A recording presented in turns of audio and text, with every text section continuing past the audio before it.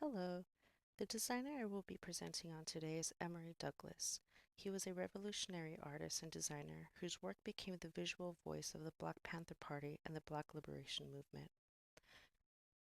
Emory Douglas was born in 1943 in Grand Rapids, Michigan, and later moved to San Francisco in 1951. This move is significant because it happened during what's called the Great Migration, which was a period of time from 1910 to about the 70s when millions of African Americans moved north and west to escape racial violence and economic hardship in the South, which is where Jim Crow laws were heavily enforced. San Francisco is significant because that is close to Oakland, where the Black Panther Party was founded. Douglas eventually studied art at the City College of San Francisco, where he learned commercial graphic design and began to explore how design and activism could work together. A movement that I can compare his work to is the Dada movement, which was largely based on opposing the norm and it was in protest against war and social inequality.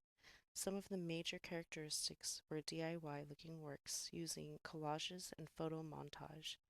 We can see here on the left how he uses the collage in a specific part of the image to convey the inner thoughts and struggles that Black Americans were facing at home while GIs were off fighting a foreign war.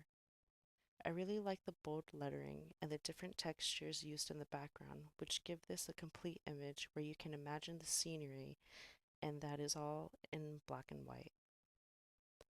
And then the image on the right is using similar layering and textures while openly criticizing the president at the time, Gerald Ford, and showing how the corporations are the puppet masters while Ford is the puppet. These two images are very impactful, and the message is clear and easy to read, which was something that Douglas always strived for in his designs. As the Minister of Culture for the Black Panther Party, he created hundreds of images that expose police brutality, poverty, and systematic racism. His artwork gave power and identity to every Black American, portraying them not as victims, but as revolutionaries and survivors.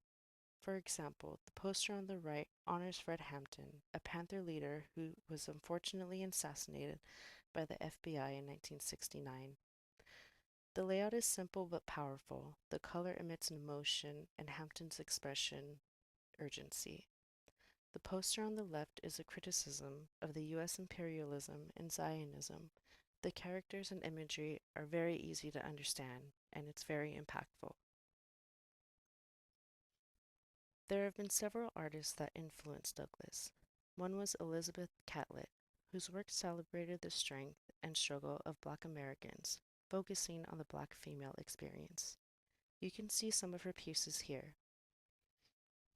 I feel that these two pieces look similar to Douglas' piece on the left, with the textured lines and political statement. Even though the woman's face is half covered in his, I feel that all three share the strong Black woman imagery. She's tired and worn, but strong and resilient. Catlett focused on identity and resistance, which inspired Douglas to use art as a way to uplift and empower his own community. Another major influence was Charles White, whose portraits were full of powerful Black imagery. Douglas has said that even as a child, he was drawn to White's art without realizing it.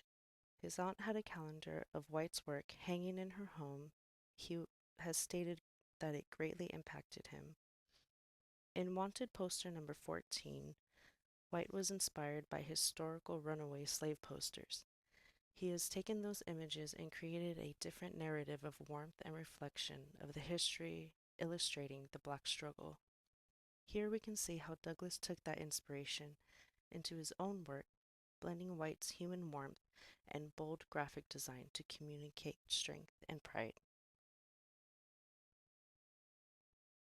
Today we can see his influence here, his images from 1976 alongside a reimagined version he created in 2015 for the Black Lives Matter movement.